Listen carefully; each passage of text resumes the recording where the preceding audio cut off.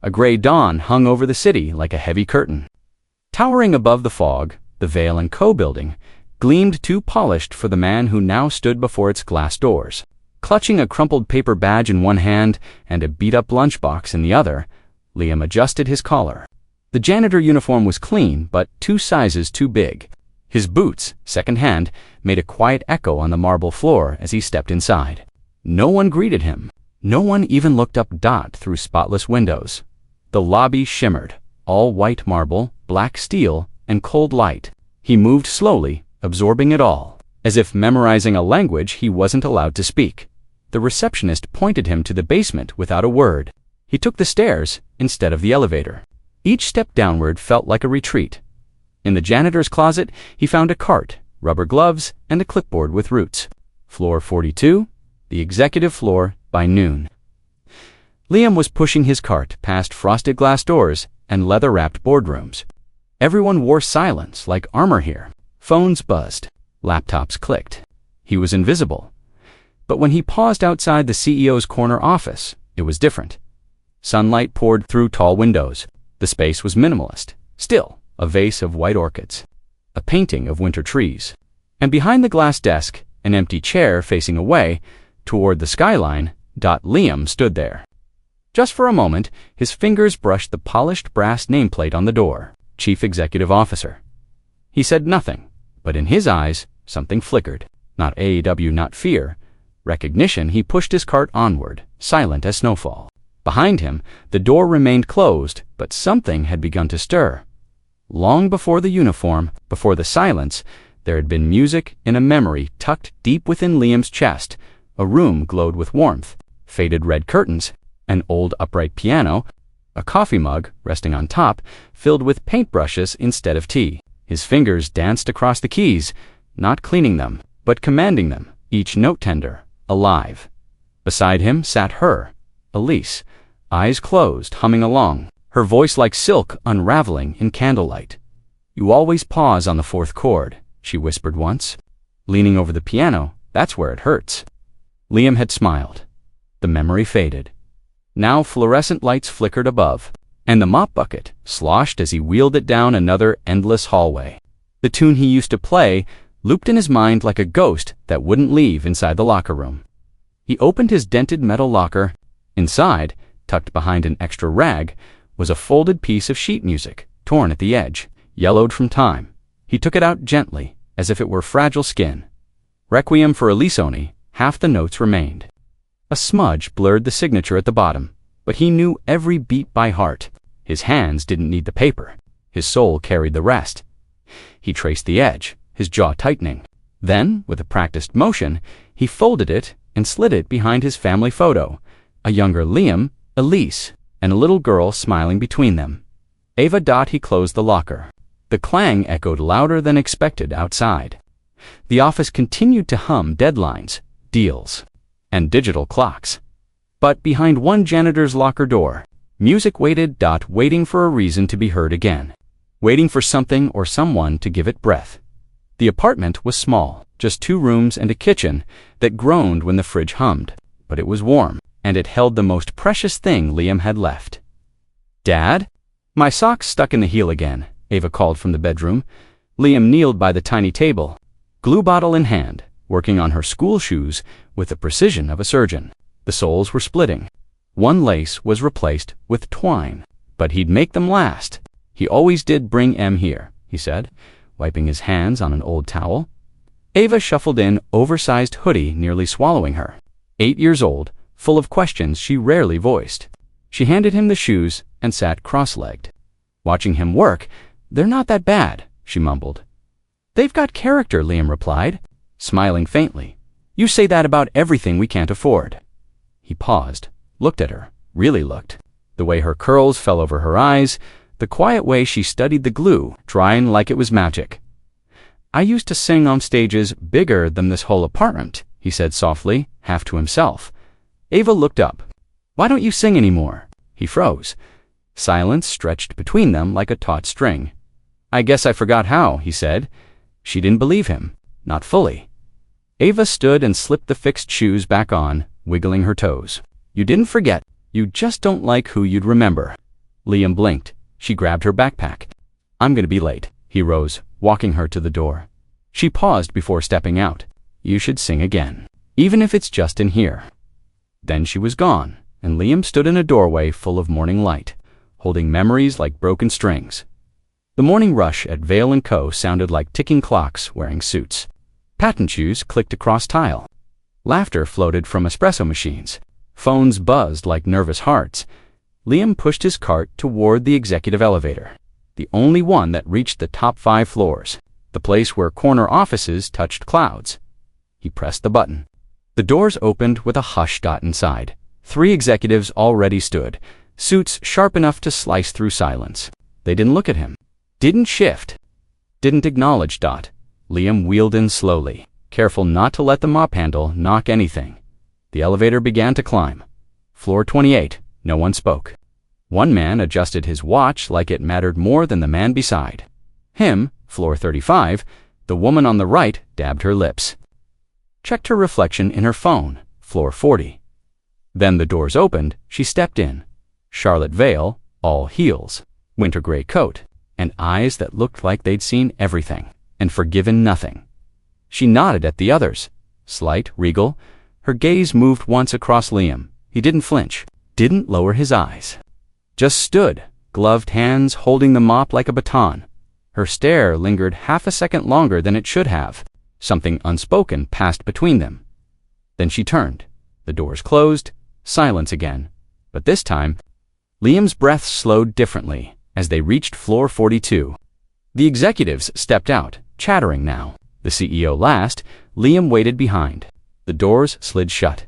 He stayed inside for one more floor, alone, just to feel the silence settle somewhere between shame and memory. His reflection in the steel doors whispered who he used to be. The janitor was still there, but the musician had just made eye contact with power.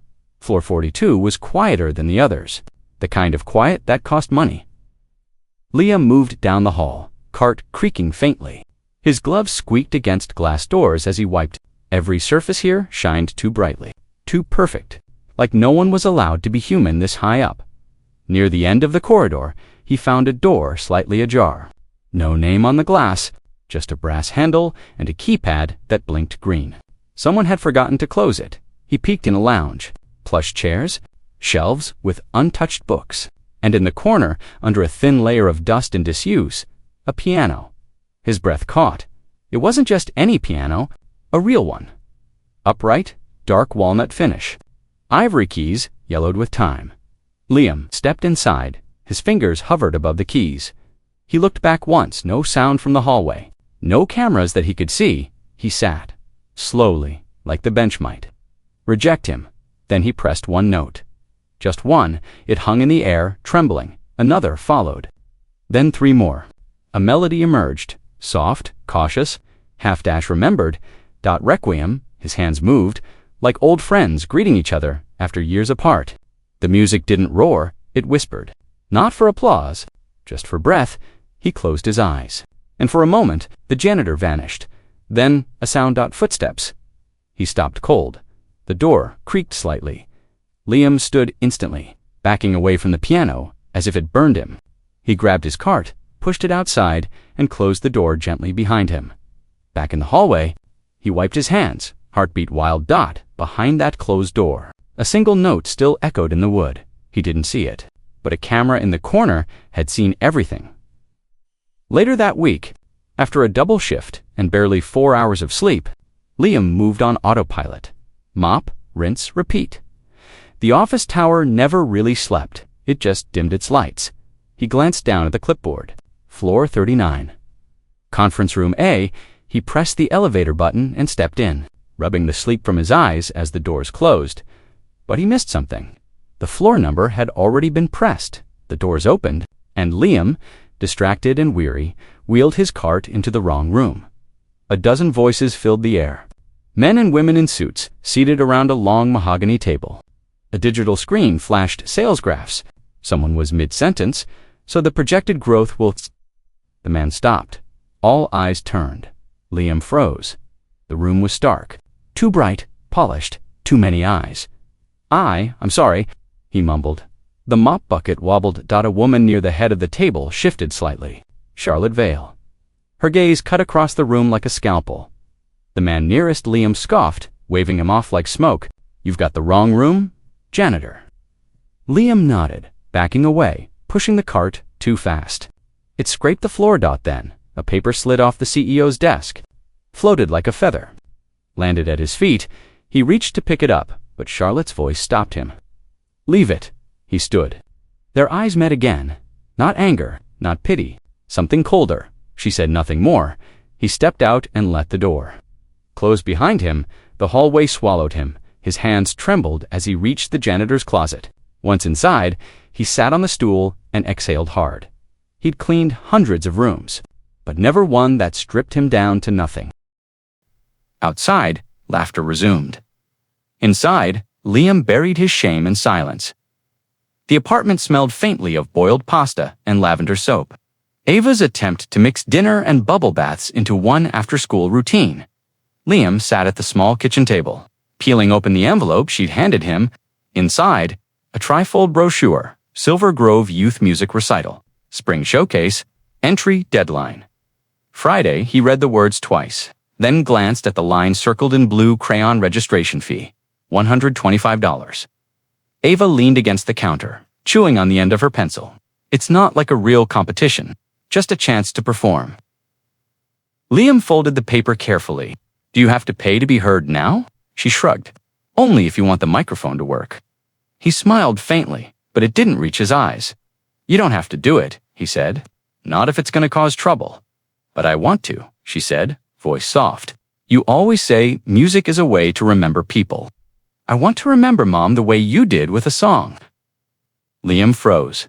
She walked over, opened a drawer, and pulled out her music sheet, scribbled notes and uneven bars. A melody forming, messy but sincere. "I've been writing something. I want to try." He looked at her, really looked. So much of Elise in her, but the quiet fire in her eyes was hers alone. He nodded. "I'll figure it out." Ava beamed. "You promise?" He held up 2 fingers. Scout's honor. She hugged him around the waist. Later that night, after she'd fallen asleep, Liam opened his wallet. 3 crumpled bills, a faded bus card, a receipt from the pawn shop. No miracles. But still, he whispered to himself, "I'll find a way." Even if he had to sell his silence to buy her voice. The night was silent, save for the soft hum of the refrigerator and the gentle creak of old floorboards. The city beyond their window blinked like distant stars, bright but untouchable. Liam sat on the edge of his bed, elbows resting on his knees. His fingers moved slowly, unfolding the piece of paper he kept tucked behind a book on the shelf. A photograph frayed at the edges. One corner torn clean away. It had once been whole. Elise smiled in the frame, head tilted, hair wild from wind. Ava, no older than 4, sat in her lap, hands clapped in delight. Liam was there too, arm around them both, eyes squinting from laughter. The torn corner had held someone, but it was gone now. A clean rip, a space too raw to retape. He stared at it. Elise had believed in him more than he did. She'd filled silence with song and fear with harmony. Her death hadn't been sudden. Cancer had taken its time, like sorrow. Tuning each string before snapping them all at once, he traced the crease between their faces. His chest ached, not from memory, but from how easily memory could be boxed, folded, hidden. He rose and crossed to the bookshelf. Beside the photograph, he placed the folded recital. Form carefully, as if the two belonged together now, past and future. Waiting side by side, the apartment was still. He stared out the window toward nothing in particular. He whispered, not to anyone in the room, not to anyone still alive, just to the empty night that listened. Outside, wind rustled against the pane. Inside, a man held silence like it was the last thing he had left to give. The break room smelled like burnt coffee and bleach. Fluorescent lights buzzed overhead as Liam stood at the corkboard, staring at the shift rotation. "Grumbled booked again," grumbled Carl, the head janitor, scratching his neck with a clipboard. "Someone's got to cover the late shift on 42, tonight through Thursday." No one moved. Liam wiped his hands on a rag. "I'll take it." Carl raised an eyebrow. "You sure? That floor's dead quiet at night. Just you and the silence." Liam nodded. Quiet's good. Carl grunted and scribbled his name on the board. Your funeral. That night, the building emptied out, floor by floor. Laughter faded. Footsteps vanished. Elevators slowed. At 10 p.m. sharp, Liam rolled his cart toward the executive level. The elevator chimed. The hallway stretched before him, clean, empty, cold. The doors to Charlotte Vale's office stood closed, gleaming under soft lighting. He exhaled slowly. Room by room, he worked. Quiet mop strokes. Gentle dusting. The rhythm of labor filling the silence. Elise once filled with songs. He paused outside the CEO's door. Floor-to-ceiling windows framed the city skyline beyond, glowing like a world just out of reach. Her office was empty now, her chair pushed in neatly. But something about the space made it feel like she was still watching. He reached for the handle. It wasn't locked. He entered slowly, cart in tow. The space smelled faintly of jasmine and ink. A leather notebook sat open on her desk, a single pen resting diagonally across its pages. Liam moved toward it, but stopped. Not yet. He returned to his mop. The corners gleamed. The silence thickened. And as he stepped out of her office, the door clicked softly behind him. On the schedule, it was just another night shift. But the floor had already begun to change him. The janitor's locker room smelled like sweat and lemon disinfectant. Lockers clanged shut as the night crew swapped places with the early risers. Liam rinsed out his mop in silence, but the chatter around him buzzed louder than the industrial sink. I'm telling you, she's got cameras in every room, murmured Barry, leaning against the lockers. Doesn't say a word, just fires people without blinking. Carl scoffed. Charlotte Vale doesn't fire people. She erases them. Liam kept his eyes on the mop, wringing it slow and quiet. She canned her own brother, someone added. Top exec. Gone in a day. What did he do? Another asked. Didn't matter, Carl muttered. Crossed her, they say. That was enough. The room filled with low, uneasy laughter. Maybe she just expects people to do their jobs. The group fell quiet. Barry shrugged. Maybe. Or maybe power like that gets hungry. Liam said nothing more. He grabbed his gloves and left in the corridor. He walked slower than usual. The hallway lights flickered with perfect timing. Each step illuminated like a stage cue. At the elevator, his reflection stared back, uniform wrinkled, eyes heavy. But something simmered under the quiet Charlotte Vale. He didn't know her. Not really. But her name felt carved into his life now. The way her office door pulled him in. The way her silence filled more space than words ever could. Back on 42, Liam resumed his route. The night had a rhythm now. Clean. Breathe. Listen. Repeat. Outside her office, he paused again. She wasn't just a CEO. She was a question. And Liam. A man made of unfinished answers. Behind that glass door, something more than work awaited, and it was watching him, even if it hadn't spoken. Yet, the third night on floor 42 moved slower than the rest. The silence was thicker, heavier. Like the building itself had paused to listen. Liam moved through the CEO's office with practiced care, wiping frames, dusting corners, emptying bins that never filled. But tonight, the leather notebook on her desk was open again. Different page. He shouldn't have looked, but he did. Just a glance, a short verse sprawled across the center of the page, penned in blue ink. All sound begins in silence, but some silences never end. Beneath it, a single word underlined twice. Requiem. His breath caught. That word, that name, didn't belong here. Not in this world of stock options and quarterly reports. It belonged in his past. He stared at the handwriting, the loops, the slant of the letters. Something about it felt familiar, like a song heard once in a dream. He reached out, fingertips brushing the corner of the page. You shouldn't be reading that. The voice wasn't sharp, but it cut through him just the same. Liam turned slowly. Charlotte stood in the doorway, coat draped over one arm, heels in her hand. I was just cleaning, he said. Stepping back, she walked to her desk, closed the notebook gently, as if sealing a secret back inside. I don't leave it open by accident, she said quietly. Their eyes met. She didn't ask questions, didn't accuse him, just nodded once, slowly, and walked past him out the door. He stood frozen. the echo of her words ringing louder than the silence she left behind. That notebook hadn't been a trap. It had been an invitation, and Liam wasn't sure if he'd just been welcomed in or warned away. Later that night, while dusting the far end of the executive wing, Liam noticed something odd. A door slightly cracked behind a frosted glass panel labeled simply storage, but when he pushed it open, it didn't lead to shelves or supplies, it led to stairs. He hesitated, then climbed at the top. A quiet room soaked in stillness, no carpet, just polished wood, no desk, just music stands, and in the center, a grand piano, black as night. Shining under a single overhead light, Liam stepped in like a man entering a chapel. The air smelled of polished mahogany and aged parchment. No security cameras here, no blinking red dots, just silence. He circled the piano. Its lid was closed, but not locked. On a nearby shelf sat sheet music, stacked neatly, untouched for years. He ran a finger across the keys. They whispered under his touch. Then he saw it, a bench drawer slightly ajar. Inside, handwritten sheet music, familiar lines. Faded notes. One title scrawled at the top, Requiem unfinished. His knees bent slowly until he sat before the keys. His fingers hovered. He didn't play. Not yet, but his eyes closed. The room welcomed him not as a janitor, not as a stranger, as someone who remembered music. A soft creak startled him. He stood, heart racing, no one there.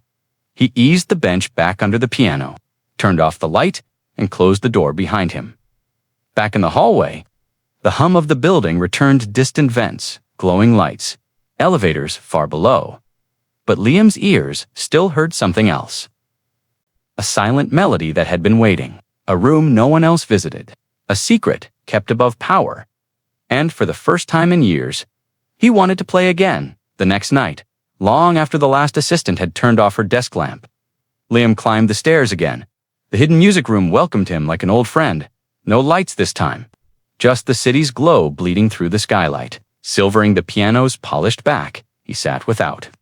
Hesitation now, lifted the lid, pressed a single key, then another. The sound was soft, full of dust and memory.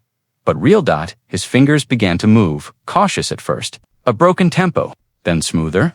A melody flowed from deep inside his chest, climbing its way out through cracked knuckles and calloused palms. Requiem. Not the version he once wrote with Elise. This one was slower, sadder, aged. Like him, he didn't sing, but the notes did. They told stories he hadn't spoken in years, of love unfinished, promises broken, and a silence so wide it had swallowed his voice whole downstairs. In a quiet office, lit by screens and shadows, Charlotte Vale sat alone. She had stayed late not to work, but to watch. The security feed from room 4B flickered onto her monitor. There he was, Liam. Head bowed, body swaying with the rhythm of something buried. But still burning, she leaned closer. She knew that melody, knew the way it climbed and fell. It was theirs, hers. Elise, single quotes as him, the man from the past. The janitor, Charlotte didn't smile, didn't cry.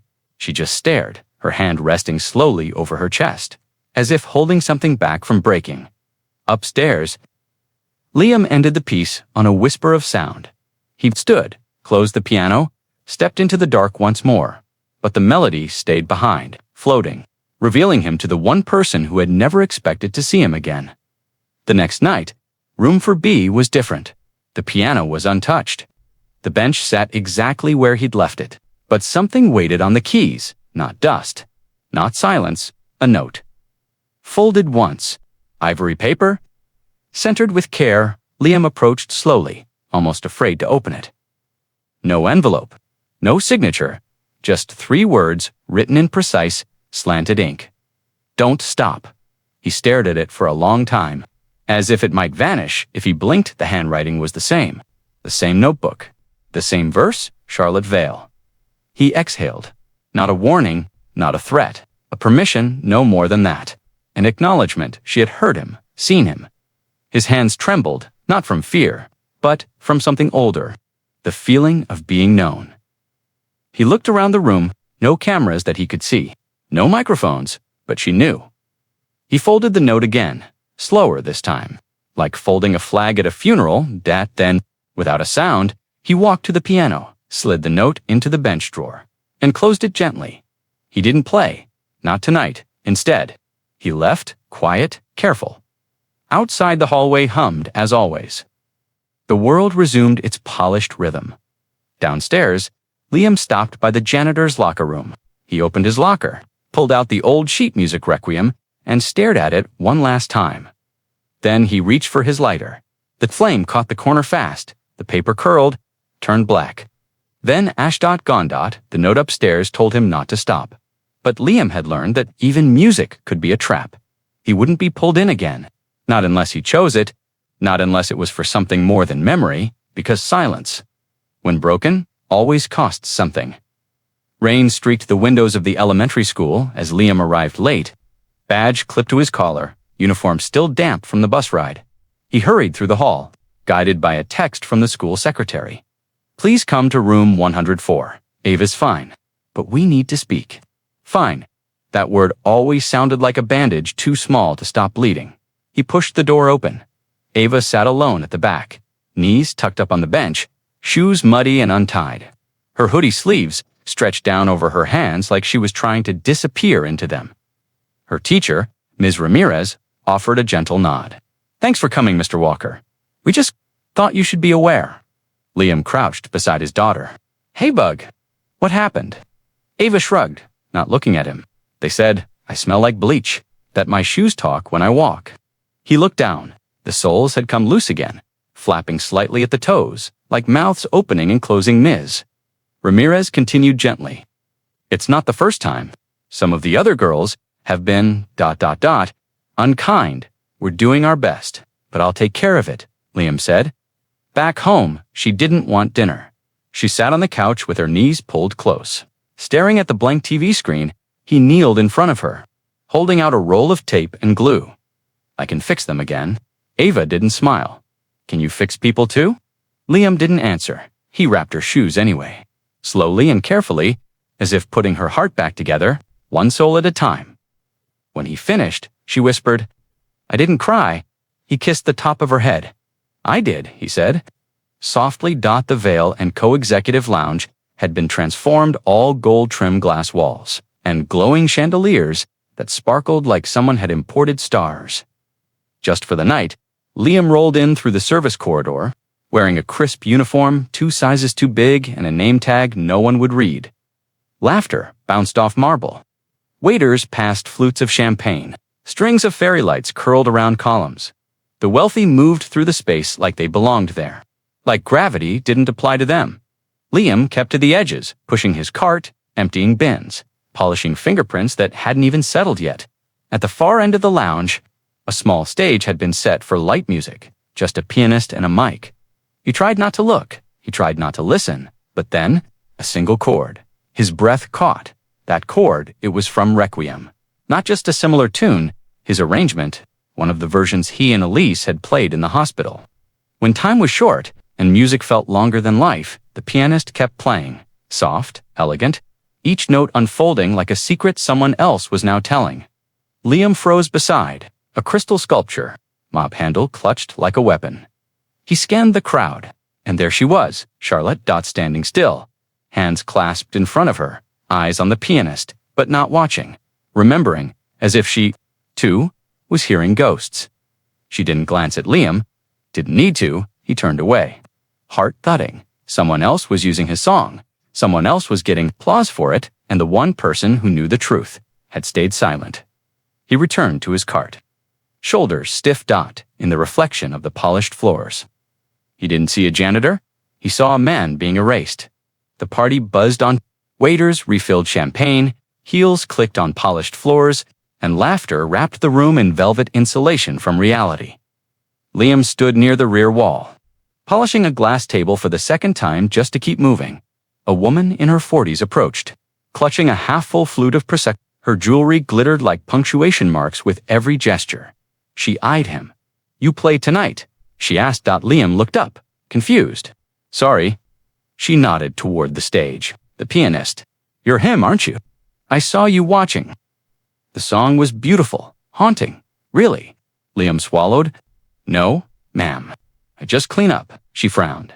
Oh, that's a shame. He went back to wiping the glass, hoping that would be the end of it. But she stepped closer. You sure? You've got the hands for it. Long fingers. That kind of sadness in your eyes people pay to hear. Liam's breath hitched. He turned toward her. Gaze steady now. I used to play, he said, voice low, but now I just clean floors. The woman blinked. Thrown by the finality in his tone, she took a small sip, then nodded, almost respectfully, and walked away. Liam stood still, hands at his sides, fingers twitching with notes they no longer played. Across the room, Charlotte had turned to speak with a group of donors, but she glanced his way briefly. He caught it, not an apology, not curiosity, just recognition. Liam pushed his cart toward the exit. Behind him, applause broke out for another song, but this time, he didn't turn to listen, because what he needed, no one on that stage could play. Rain spilled from the sky like it had been waiting all day for this moment. Cold, relentless, not angry, just tired. Ava sat on the rusted bench near the school parking lot, hoodie soaked, backpack zipped up to her chin. Her feet swung slowly, heels knocking the metal. All the other kids had been picked up. Moms in minivans, dads in work trucks, hugs, warnings about puddles. But not hers. She checked the street again, hands curled into fists inside her sleeves. 20 minutes passed. Then, headlights. Liam's bus hissed as it pulled. To the curb, he jumped off before it fully stopped, sprinting through puddles, hair matted to his forehead, uniform clinging to him. Ava, he called. She didn't move. He reached her, out of breath. I'm sorry, I got held up at work. The party ran late, and it's fine, she said, but it wasn't. He knelt down. Water soaked his knees. I messed up. You waited in this. Ava finally looked at him. Her eyes weren't angry, just quiet. You said you wouldn't leave me waiting again. Liam swallowed hard. I know. She stood, didn't hug him, just took his hand. They walked home under his jacket.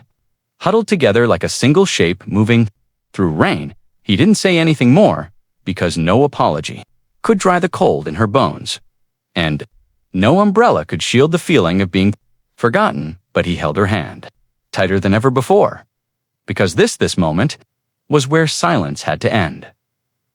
The following night, the air inside the building felt different. Still crisp, still sterile, but for Liam, something had shifted. He walked the 42nd floor with purpose now. Every echo of his boots felt louder. Every glance at the CEO's door, heavier. He'd tried to stay small, stay quiet, stay unseen. But music refused to live in silence forever. Charlotte's office light was still on. Through the frosted glass, her silhouette moved, fluid, composed, controlled. As always, he knocked gently.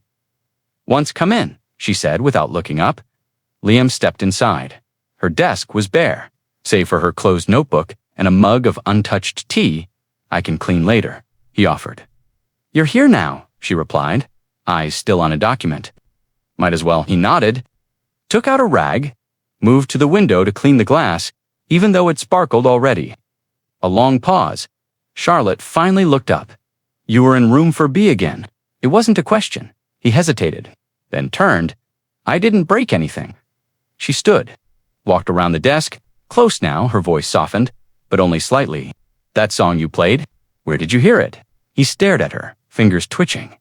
1,000 memories, begging to be held or buried, and then he whispered it, one word. Requiem. The moment shattered like glass inside the room. Charlotte's eyes widened. Her lips parted. She stumbled back a step, as if the word had pushed her. She whispered, What did you say? Liam didn't move, didn't blink. She stared at him like he wasn't supposed to exist, like the past had. Just walked into her future, mop in hand. Sorrow in his bones. Everything changed. All from one word, Charlotte.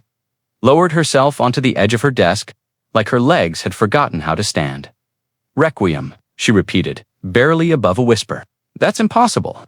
Liam didn't respond. He didn't need to. She stared at him, but it wasn't him. She saw it was her. Elise. In hospital beds with tangled hair and song fragments scribbled in the margins of test results, in the soundproof room above the office, where where they used to play just to drown out the ticking clock of her illness. "Who are you?" Charlotte asked, voice trembling for the first time in years. Liam took a slow breath. "She never called me by name in front of you, did she?" he said quietly. "Just him. Or my composer." Charlotte's eyes shimmered. "You're her, Liam." He nodded once. I was silence, stretched, soft and heavy. "I thought you were made up," she admitted, shaking her head. "A fantasy she used to cope. I never met you. I never saw you." "She didn't want you to," he said. "She knew what this world was, how people like me weren't welcome in your circles." Charlotte's expression cracked, just for a second. "She protected you." "No," Liam replied gently. "She protected herself. From losing both of us."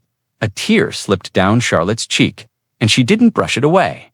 Liam stepped back, respectful of the space between them, the years, the grief. The class line neither had chosen, but both had followed. He reached into his jacket and pulled out a folded piece of yellowed paper. "Your sister's last arrangement," he said. "She wanted to finish it, but we never got to." He placed it on her desk. She looked down at it, hands shaking, for the first time in her kingdom of glass and power. Charlotte Vale was no longer in control. The yellowed paper lay between them like a wound waiting to be stitched. Charlotte stared at it, unmoving. The scrawl was unmistakable. Elise's handwriting, wild, slanted, and full of unfinished thought. The melody hung there in bits and pieces, like a map of emotion only two people on Earth could read. "I thought it was gone," she whispered. "After she passed, I searched for it everywhere." Liam nodded once. "She left it with me. Said if she couldn't finish it, someone should." Charlotte's fingers hovered over the paper, but didn't touch it. "I can't." "You don't have to," he said. "Not alone." She looked up at him, the shield in her eyes still cracked from the last conversation. Her jaw clenched. Her breath caught. "We'd have to do it here," she said carefully, quietly. "After hours." Liam didn't smile, but something gentler passed through his face. "I've been working after hours my whole life." She paused. "No one can know. Not the board, not the staff, not the press." "I'm not here to be seen," he replied. A silence settled. Not awkward, not cold, just fragile, like two people tiptoeing over memory. Charlotte finally folded the paper with care and slipped it into her leather notebook. "If we do this," she said, "we do it right." For her, Liam gave a single nod. "Only if you promise never to tell anyone who I was." She tilted her head. "Why?" "Because once people know your name," he said, "they stop listening to the music." Charlotte didn't argue. They stood there, the past coiled quietly between them. Not friends, not enemies, just a people. Unfinished, the pact had no signatures. But it had weight, and it began that night, not with applause, but with silence that finally made room for sound. The building emptied like clockwork. Elevators dinged, doors clicked, high heels faded into echoes, and then stillness at precisely 10:12 p.m. Liam entered room for B. Charlotte arrived 4 minutes later, coat folded over one arm, heels exchanged for soft flats. No makeup, no guard up, just her. As Elise might have remembered her, she didn't speak when she sat on the bench beside him. Neither did he. Liam placed the sheet music on the stand. Charlotte smoothed it with both hands, as if pressing old grief into order. He played the first few bars. She hesitated, then joined. At first, their rhythms clashed. She rushed ahead. He slowed down. They bumped, hesitated, restarted, but by the fourth try. Something clicked. The melody settled into place. Low, sorrowful chords weaving under delicate treble notes.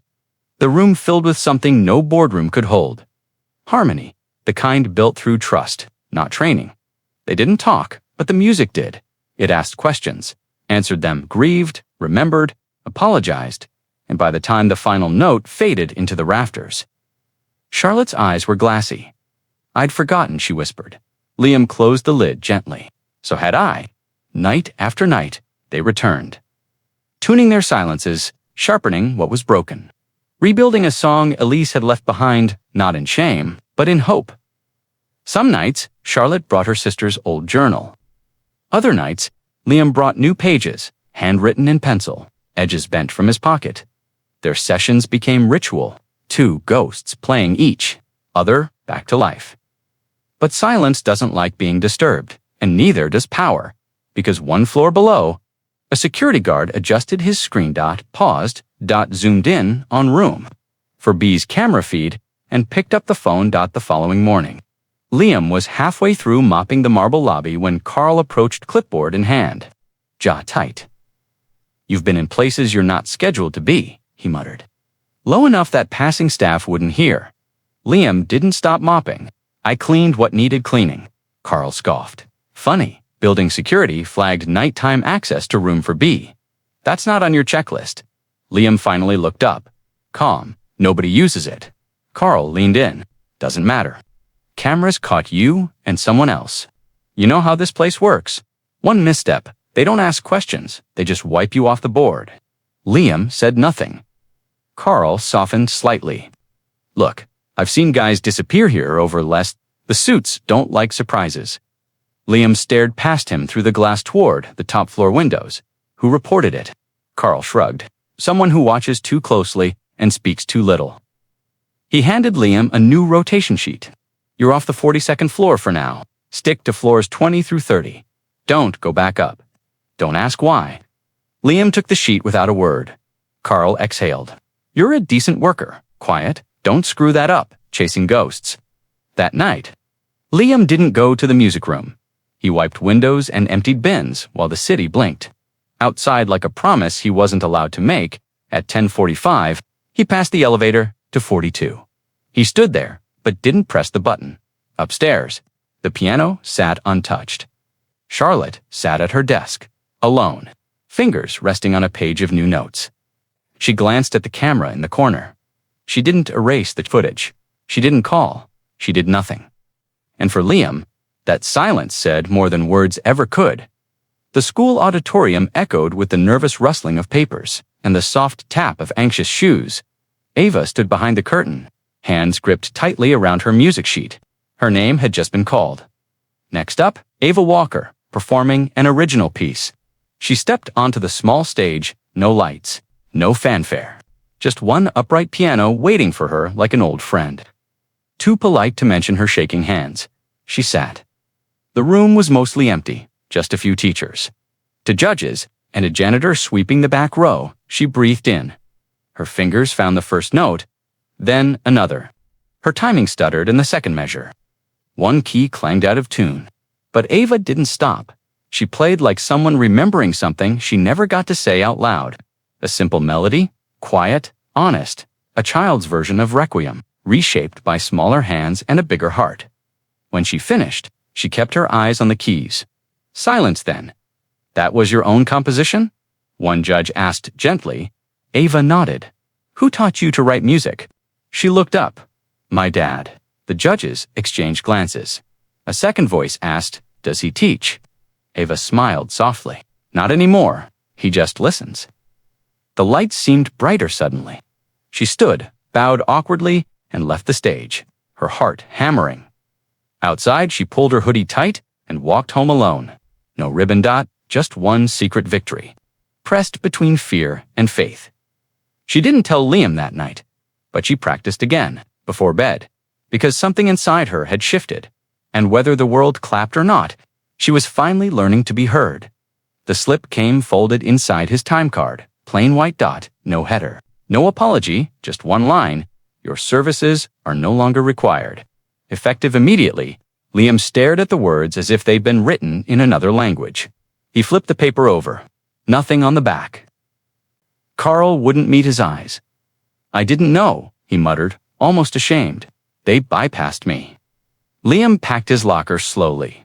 A change of shirt, a half-eaten protein bar, Elise's broken key, a picture of Ava, drawn in crayon, taped to the inside of the door.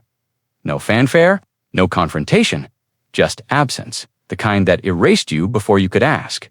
Why he didn't bother to stop by the upper floors. Didn't look for Charlotte. If she had anything to say, she would have as he stepped into the freight elevator. A secretary passed by without glancing at him, invisible again by the time he reached the ground floor. He didn't even recognize his own reflection in the glass. Out on the street, the city moved on, indifferent to one. More men carrying a cardboard box through the rain. He didn't cry, didn't shout, just walked past the bakery Ava liked. Past the park they couldn't afford to visit anymore. Past the music store with a piano, in the window, the same model Elise used to play. He paused there, stared. At the keys behind the glass, they didn't move. Didn't know he'd come, didn't care that he was gone. He turned away, before his reflection did. Because some departures don't come with doors slamming or phones ringing. Some just end quietly, like a note held too long. Finally letting go. Charlotte stood in the janitor's room, long after the cleaning crew had gone. The air still smelled faintly of bleach and pine. The locker stood open, now empty, except for one thing, folded, and tucked into the corner was the burned edge of sheet music, the same yellowed parchment she'd once seen in his hands. Requiem, only. The title remained, half singed. The rest had crumbled into soot. She picked it up delicately. Ash clung to her fingertips. He'd left it here, not out of anger, out of refusal. She looked down at the picture, taped inside a crayon drawing of a girl holding hands with a stick figure beside a piano. Me and Daddy, written in crooked letters. Charlotte blinked hard. She turned to leave, but something stopped her, a silence, heavy, waiting. Instead of walking away, she turned and unlocked the bench drawer in the upstairs music room. Inside, nestled among faded notes and Elise's journal pages, was Liam's version, the full composition. Every bar, every breath. She sat slowly at the piano, pulling the lid back, her hands hovering above the keys. But she didn't play, not yet. Instead, she whispered into the stillness. I'm sorry, it wasn't for him. It was for Elise, for herself, for letting a man who once saved a melody get erased for daring to remember it. Outside the office window, the skyline blinked, unmoved. A note had started playing in her mind. Again, soft, familiar. She didn't know what to do with it. Not yet, but she knew what it was. A promise left, unfinished, and the man who once played it had just walked out of her life without playing the final note. The recital flyer lay on the kitchen table. Edges curled from Ava, folding and unfolding it 100 times. Liam sat at the sink, rinsing rice that he hadn't yet remembered to put on the stove. His eyes were blank, fixed somewhere far beyond the faucet. Ava stood in the doorway, fingers fidgeting with the sleeve of her shirt. I got in, she said softly. He didn't turn. I auditioned. They picked me. Miss Ramirez said it was one of the most original pieces they've heard this year. Still nothing. She walked over, placed the flyer beside his hand. I'm playing next Saturday. Liam looked at the paper. Then at her. That's good bug. She waited. He didn't say more. So, you'll come? The question hung in the air like steam that wouldn't rise. Liam dried his hands on a towel. I can't. Her face changed, just slightly, like someone turning off a lamp behind her eyes. Why not? He sat down, voice low. Because I'm nobody there. I don't belong in that room. You belong in mine, she whispered. He froze, tears welled in her eyes. But she blinked them away fast, defiant. You're the reason I wrote the song. You're the only reason I play at all. Liam reached for her hand. She pulled it away. I waited for you in the rain, she said. I'll wait again, but not forever. Then she turned and walked to her room. The door clicked shut, quiet but final. Liam sat there in the kitchen, rice water spilling slowly over the pot. A recital flyer, bleeding ink under his damp fingers. Some rooms wouldn't let him in, and some doors were closing from the inside now. Charlotte sat in her office long after everyone had gone. City lights blinked through the glass like silent questions. The piano bench across the room remained untouched, but her mind refused to stay still. She opened the old leather journal. Elise's voice lived in ink. Liam doesn't just write music. He breathes it. Every note he writes has dirt under its fingernails. It's not pretty. It's real. Charlotte's eyes moved down the page, breath-catching. I know you don't get it. You live in a world where people earn things with polish. But Liam, he earns it with pain, with silence, with listening better than anyone ever listened to me. She remembered that night in the hospital. Elise, frail but still stubborn, had clutched Charlotte's hand. I don't want you turning my music into marble and glass, she had whispered. Don't let it become ... sterile. I won't, Charlotte had promised. I'll protect it. Elise's eyes had dimmed, but her words had lingered. Then protect him too. Back then, Charlotte didn't understand, Now she did. Too late, she looked across the room at the piano, the place where Liam had sat, where their melodies had started to breathe again.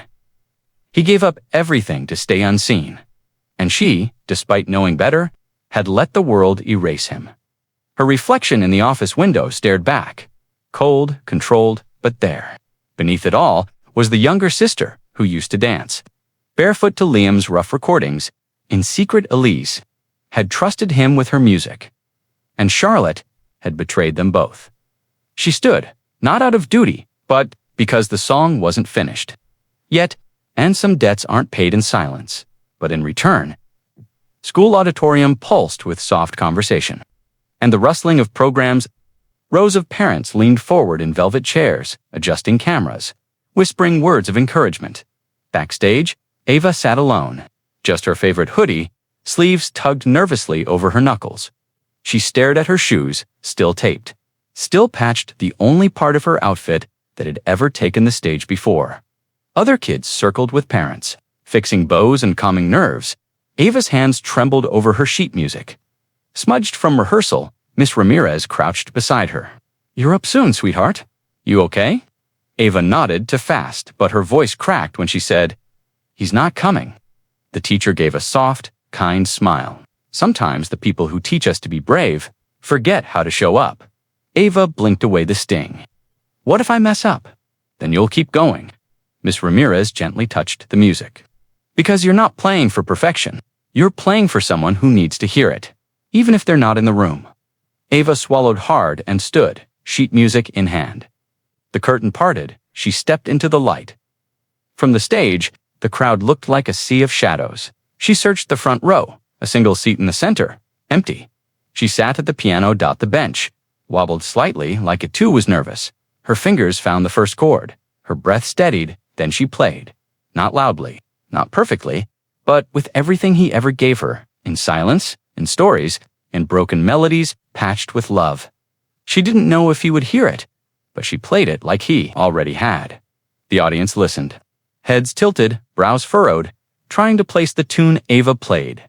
It wasn't classical, it wasn't neat, but it had truth. Somewhere in the middle, her fingers stumbled. A key slipped. Her heart raced. She froze, silence, then a piano note from offstage, soft, confident, another. Followed. It didn't interrupt her melody. It caught her, cradled her mistake, and turned it into the next movement. Her eyes darted to the side of the stage. She couldn't see him, but she knew the shape of those chords. The weight behind the softness. Her dad, Liam, he sat behind a curtain, out of view, in front of a second piano used for tuning. His fingers moved like old friends had finally come home. He didn't look at the audience, didn't seek applause. He played only for her. Ava's hands returned to the keys. She breathed in, found the rhythm again. Together, they weaved the melody as if the years between them had been notes waiting to be played. Tears blurred her vision. She blinked them back and smiled. Not big, not showy, just enough for him to feel it without seeing it. And still, he didn't step into the light, because this was her moment. Her voice, her requiem. And he was just the shadow holding up the sound as the final chord lingered. Something in the room shifted. The crowd didn't clap right away. They just listened like they were afraid to breathe and break what had just been rebuilt. And Ava, 8 years old, worn shoes and all, sat straighter than royalty, because in the quiet, her father had answered without saying a word. The final note rang like a bell trapped in glass, delicate, trembling, perfect.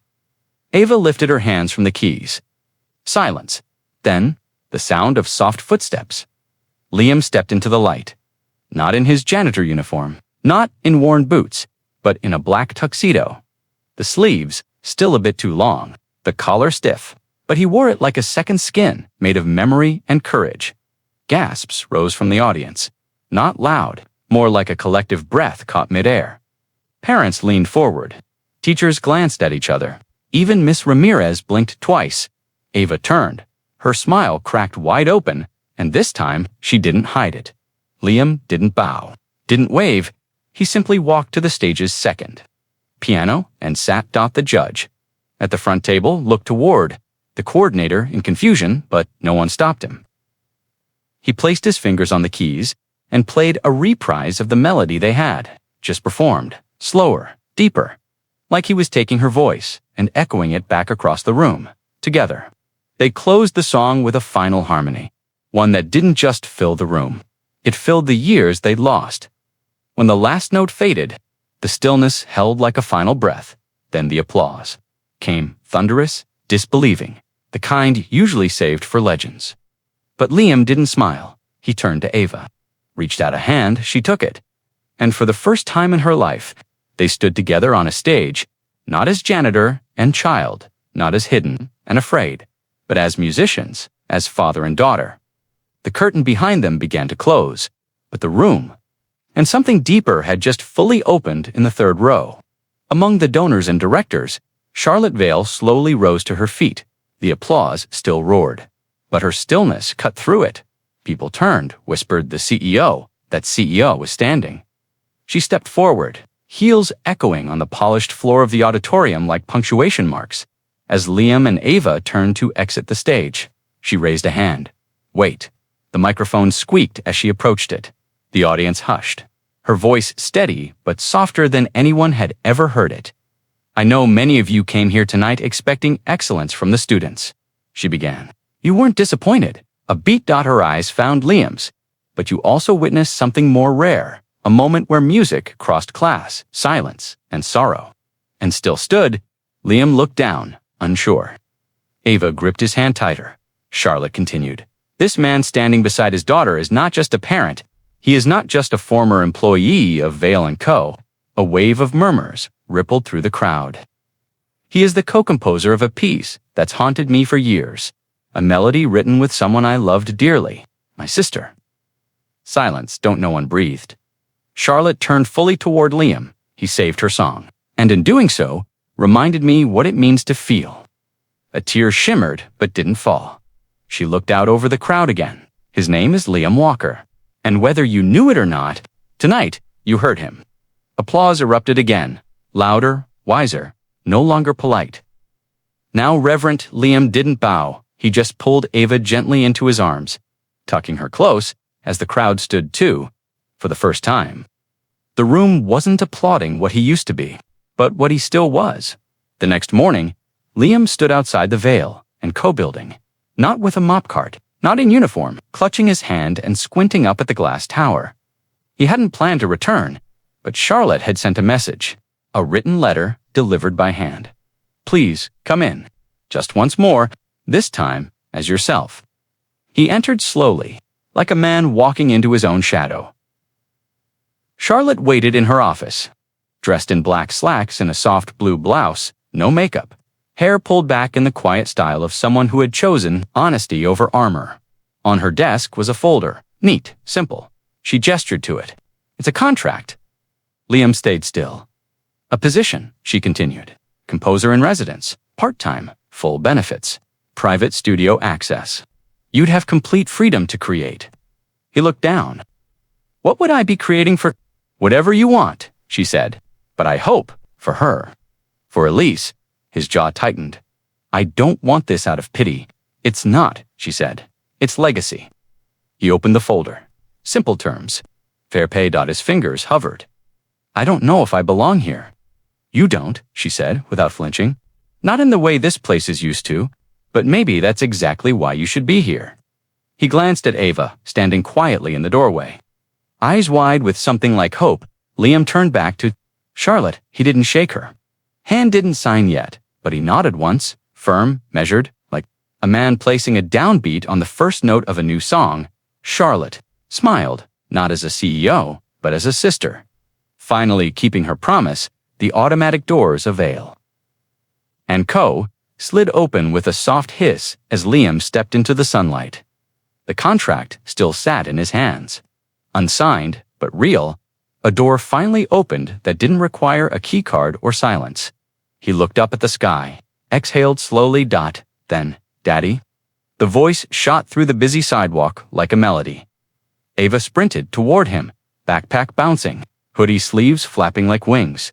He barely had time to kneel before she slammed into him, arms wrapped tight around his neck. Eyes squeezed shut. You came back, she whispered. He held her close, one hand on the back of her head. "I told you I would, but this time," she said, pulling back just enough to look him in the eye. "You didn't leave me." His throat tightened. She reached for the folder. "Is that it?" He nodded. "Are you going to sign it?" "I think I already did," he whispered. In a different way, Ava grinned. Wide, fearless. The kind of smile only a child could wear after surviving storms. No child should have to. She asked that. Liam stood, took her hand. "How?" "By playing together, at home." He smiled. "That's the best celebration I've heard all year." As they walked down the sidewalk, their shadows stretched long and side by side. They passed people rushing, honking cars, blinking screens, but none of it touched them, because for the first time, Liam wasn't walking behind the world, he was walking forward, with her. And this time, he wasn't carrying a mop, he was carrying a future. The new place wasn't Big. 2 small bedrooms, a creaky balcony, and walls that still smelled faintly of fresh paint and someone else's memories. But it was theirs. Liam stood in the living room, one box in his arms, another at his feet, marked in Ava's handwriting, "Stuff that matters." Sunlight spilled through sheer curtains onto scuffed hardwood floors. Not polished like the offices he used to clean, but honest. Ava raced past him, socks sliding on the wood. "This room is for music," she declared. Spinning, he raised an eyebrow. "Which one?" She pointed at the space just off the kitchen. Small, windowed, empty. "We'll put the keyboard here, and the notes, and maybe that broken stool, if you fix the wobble." He smiled. "Deal." They unpacked slowly, folding the past into drawers. A photo of Elise went on the bookshelf, not hidden anymore, just quietly honored. Later that evening, Ava sat at the keyboard. Liam plugged it in, tested the volume. She played the first few notes of their song, Still Learning, Still Shaky. He joined her. No stage. No audience. Just warm lamplight and the hum of a fridge. The music wasn't perfect, but it felt whole. Liam looked around the room, cracked walls, mismatched furniture, laughter echoing off ceilings that didn't leak. This wasn't survival anymore. It was living, not quiet, not loud, just enough. And in a world that once told him he wasn't enough, this place, this moment, whispered back, "You are." He didn't need chandeliers or applause. He needed only this. A place to begin again, and someone beside him, still willing to listen. The camera rolled. The backdrop was soft gray, framed with the Vale & Co. logo in faint silver. Charlotte Vale sat centered, poised, polished, yet different now. Not colder, just clearer. Across from her, the interviewer adjusted his notes. "You've made headlines this week," he began, "not for a merger, but for a musician." Charlotte's lips twitched at the corners. "Good. Maybe we needed a different kind of headline." He smiled. "Let's talk about Liam Walker, a former janitor, now hired by you as composer-in-residence. Some say it's bold. Others say it's charity." Charlotte's gaze sharpened. "It's neither." He waited.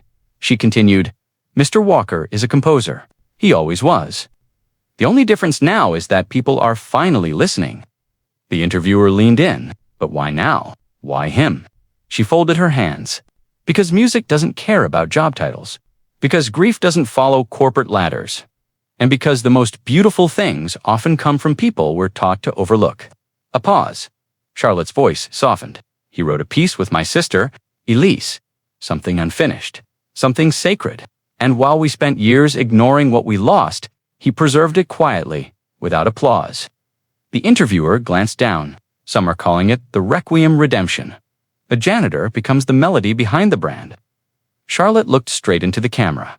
Sometimes, she said, talent wears janitor's gloves, and heart comes from the quietest places. Silence, then "Thank you, Ms. Vale." She nodded once. The camera clicked off. Later, in her office, she sat at her piano, fingers resting gently on the keys. No audience, no lights, but the song that had once haunted her now felt like something else. A bridge, and she had finally crossed it. The cemetery sat just outside the city, quiet, wind-brushed, and dotted with trees that whispered when no one else would. Liam walked the narrow gravel path, hands in his coat pockets, head lowered slightly against the breeze. In one hand, a single white flower, Elise's favorite, a gardenia. He found her plot beneath a tall oak. The stone was simple, her name etched in soft script. No grand words. Just Elise Vale, sister-songwriter, light. He stood there for a long time. No music, no words, just the creak of trees and the distant hum of life continuing without her. "I brought your song," he said finally. His voice was low, uneven. "It's done now. She helped me finish it. Charlotte. You'd hate how late we were." He smiled faintly. "But we got there." He knelt down and placed the gardenia against the base of the stone. Ava played it. On stage, in front of a full room. You would have loved the way she held her own. Stubborn, like you. Brave, like her mother. He paused. Charlotte stood up, said my name, told them the truth. The whole room heard it. His hand rested on the stone, fingers curling lightly. "And you," he whispered, "you were in every note." A gust of wind passed through the branches above, rustling the leaves like applause too far away to reach. He closed his eyes, not to pray, but to listen, to let her silence. Speak back the kind that didn't hurt. Any more, the kind that felt full, complete? He stood slowly, brushing the soil from his knees as he walked away. He didn't look back, because some music lives longer than the people who write it, and hers was finally heard. The envelope was warm from Liam's coat pocket, edges creased, corners soft from how many times he'd taken it out. Checked it, folded it back in dot first. Paycheck, not from mops or bleach, from music. He and Ava stood outside the same little store they always passed but never entered. One with bright windows and shoes. Lined like soldiers ready for inspection, Ava squinted at the price tags through the glass. "Are we just looking?" Liam smiled. Not this time. Her eyes widened. For real? He pushed open the door. A small bell rang overhead. Inside, rows of shiny sneakers, ballet flats, and school shoes gleamed under warm lights. Ava tiptoed along the aisle, fingers brushing laces. Eyes wide, she stopped in front of a pair dark blue canvas with white stars. These. Liam checked the tag. He didn't flinch. "Try them on." She did, wiggling her toes, bouncing gently on her heels. "They don't talk when I walk." She giggled at the counter. Liam paid in cash. As they left the store, Ava clutched the bag like treasure. She stopped. "I want to keep the old ones too," she said softly. Liam looked down at the shoes in her other hand, torn, taped, full of every step they'd survived. "Why?" She shrugged. "To remember how far we walked, even when they didn't fit." He nodded. That night, she placed the old shoes on a shelf beside the piano, not as something broken, but honored. Liam watched her.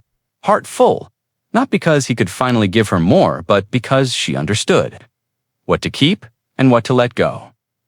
The lights in the concert hall dimmed, leaving only the soft golden glow over the stage.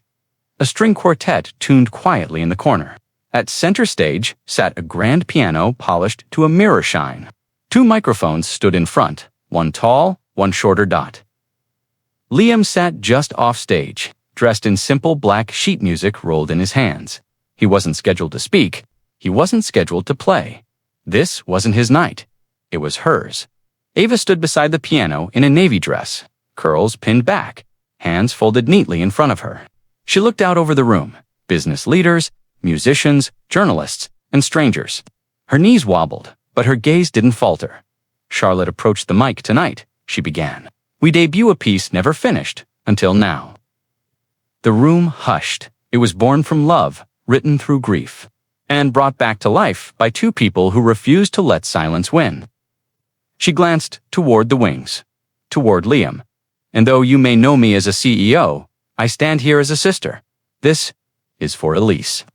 Ava nodded to the pianist beside her. The first notes rang out, soft, fragile, then building. Liam listened from the shadows, hand pressed over his chest. Every chord was familiar.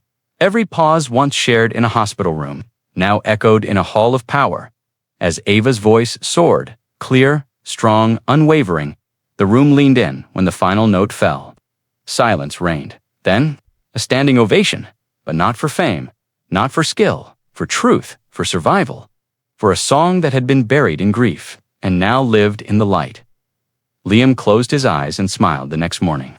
The story was everywhere.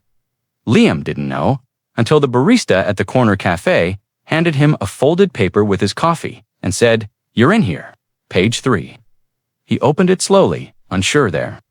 Beneath a bold headline, "Janitor turned composer debuts lost. Melody to standing ovation," was a photo. Ava at the piano. Liam just behind her, one hand resting on her shoulder.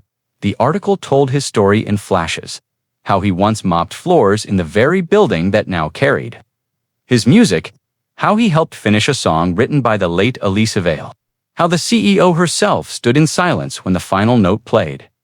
They didn't mention the missed recitals, the glue on Ava's shoes, the nights he played alone. But between the lines, you could feel it.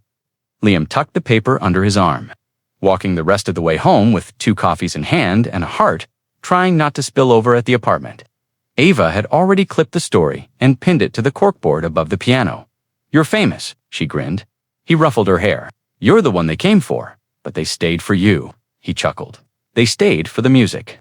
She pointed to the line that made him pause. Proof that brilliance can bloom even when watered by silence.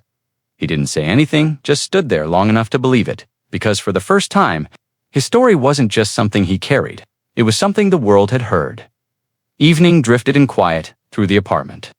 Warm light settling on the piano, the couch, the stack of music books they'd gathered, like souvenirs of a life they'd rebuilt. Liam returned from the hallway with a basket of clean laundry balanced on one hip. On the piano bench, folded neatly, sat a small note, child's handwriting. He paused, picked it up, unfolded it. Inside, in Ava's careful lettering, "You were never a janitor to me. You were music. Even when you were silent." Liam sat slowly. His hands shook just slightly as he held the note open in his lap. He stared at it, not just the words, but the shape of them. Some letters a little too big, others a little slanted, like her heart had written faster than her hand could keep up. He read it again and again, and then he folded it with reverence, not like paper, but like memory, and placed it in the notebook that once held Requiem, not next to the song, inside it, as part of it.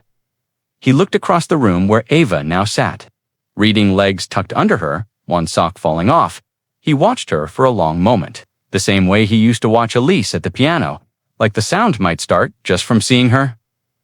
"Bug," he called softly. She looked up. "Thank you." She smiled, then returned to her book, like the moment didn't need more than that. And maybe it didn't, because some truths don't need to be sung or shouted. Sometimes, they just need to be written in a child's hand and believed. The music room in the apartment wasn't much. No chandeliers, no velvet chairs, just a well-loved keyboard, a fold-out bench, and a few framed pages of Requiem hanging slightly crooked on the wall. But for Liam, it was more sacred than any stage. Charlotte sat to his right, posture elegant but relaxed, hands hovering over the upper register. Ava sat between them, legs swinging, feet not quite touching the floor. From the top, Charlotte asked. Ava grinned. "Nope, just the last line." Liam chuckled. "Straight to the ending, huh? It's the best part," she said, "because it's not sad anymore." They nodded, 3 sets of hands on 3 different octaves, 3 lives that once spun in different orbits. Now, in perfect alignment, Liam counted in 1, 2, 3. They played the final measure of Requiem. Simple, clean, whole. The final chord lingered in the air, not loud, not flashy, just steady. A sound made of forgiveness, of family, of choosing to begin again. When the last vibration settled, none of them moved. Charlotte smiled first. "It's better this way." Liam nodded. "Because it's not about loss anymore." Ava looked up at both of them. "It's about finding." They laughed. Not big, but enough. As sunlight spilled across the floor, catching the gold in Charlotte's bracelet, the freckles on Ava's cheeks, and the quiet peace behind Liam's eyes, they stayed at the piano. Hands still touching keys that no longer trembled. And though the song had ended, what remained was everything they'd played between the lines. Because some melodies don't fade, they become the home you build together.